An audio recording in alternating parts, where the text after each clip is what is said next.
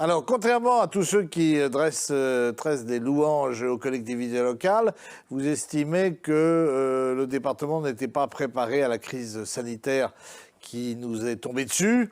Dans quel domaine en particulier? Si vous voulez, le département, c'est avant tout celui qui verse l'aide sociale aux Finistériens.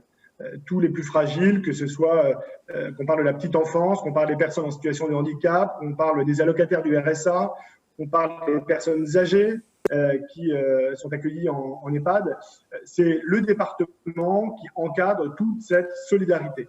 Et on voit bien que, à l'occasion de cette crise sanitaire et la crise économique et sociale qui va suivre, eh bien, ce besoin de solidarité va s'accroître. Raison de plus pour rentrer dans la crise en étant bien géré, en ayant fait des provisions, en ayant géré au plus près l'argent départemental. C'est exactement le contraire qui s'est passé au cours des 5 dernières années.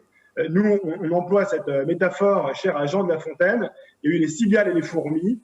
La majorité socialiste actuelle, c'était une majorité de cigales qui a dépensé l'argent pendant l'été. Aujourd'hui, on rentre dans des temps très difficiles de crise et l'argent n'est pas là pour augmenter nos interventions au bénéfice et au profit des Finistériens. Alors, tout ça est un peu subjectif peut-être et très politisé comme attaque. Mais en même temps, vous vous basez sur les rapports de la Chambre régionale des comptes? Effectivement, on s'appuie sur des évaluations objectives.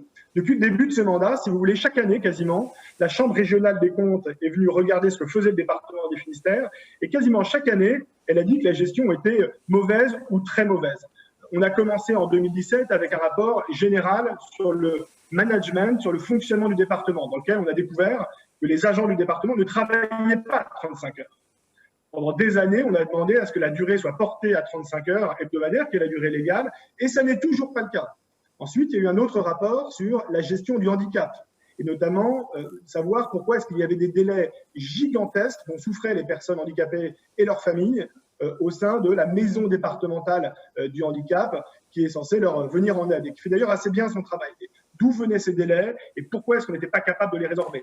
Ensuite, il y a eu encore un autre rapport, pas plus tard qu'il y a quelques mois, sur la gestion des musées du département. Chaque année, on dépense près de 40 millions d'euros dans l'action culturelle, donc plusieurs millions d'euros dans les musées.